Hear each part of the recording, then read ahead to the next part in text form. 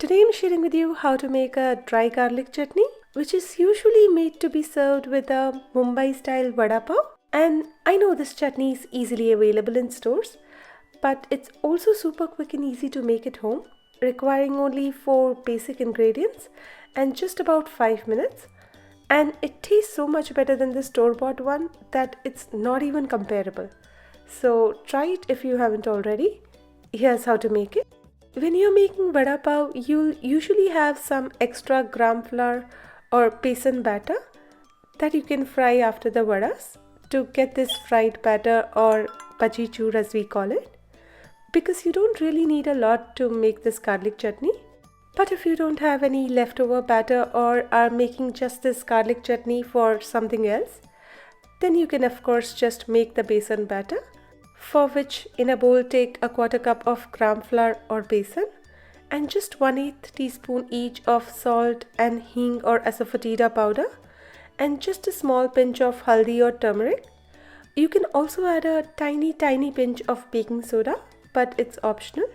Mix everything together and then add about 2 tablespoons of water or as required and incorporate it using a whisk till you get a smooth flowing batter. When done, set the batter aside to rest for about 15 to 20 minutes. Then heat up the oil. That is, if you don't already have a pot of hot oil from frying the vadas. And then using a spoon, fork or even just your fingers spread apart, pour the batter in the oil a little at a time and fry for a couple of minutes till crispy. After which, take it out and place it on a plate lined with paper towel to absorb all of the excess oil and let it cool completely. This should give you about 3/4 cup of fried batter or bhaji chur. Then take about 4 garlic cloves. Poke some holes in them using just a fork or something. It's important to poke these holes to avoid the cloves from popping or bursting when put in oil. Then place these garlic cloves on a deep frying strainer like this one and lower them into hot oil for a few seconds, then take them out. Repeat this a few times till the garlic cloves are lightly roasted and turn slightly reddish. I try to avoid putting whole garlic cloves directly in hot oil as they can easily get burnt or pop or burst in oil. When the garlic cloves are roasted, place them on a plate lined with paper towel too to absorb all of the excess oil and set them aside to cool completely as well. When the garlic cloves have completely cooled down, put them in a dry mixie and quickly pulse them to crush the cloves. It's best to first only crush the garlic cloves before adding the fried batter in the mixie, because otherwise by the time it takes to crush the garlic, the fried batter might get crushed into a paste. And you don't want that, because you need a crumbly dry chutney and not a paste-like wet chutney. Here I've taken half a cup of fried batter, a tablespoon of Kashmiri chili powder and just a pinch of salt to taste, because there is salt in the besan batter too. Then just pulse all of it together in a mixie.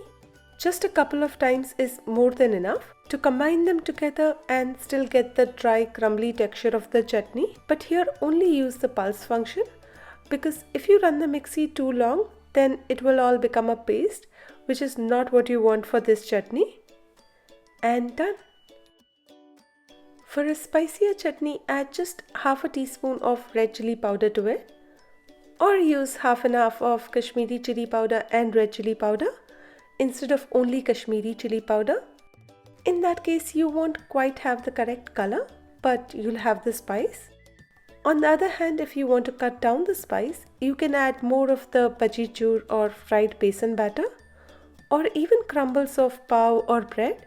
This will also help to recover the dry texture of the chutney if you accidentally crush the chutney more towards becoming a paste. And that's it. Fresh homemade dry garlic chutney is ready to serve. Like you saw, it takes only minutes to make, tastes so much better than the store-bought one, and it stores pretty well too. So try it if you haven't already and enjoy! For the written and printable version of this recipe, check the link in the description box below. And if you like this video, please hit the like button at the bottom of this video. It really helps me out. And subscribe if you haven't already. Until I see you again, happy cooking!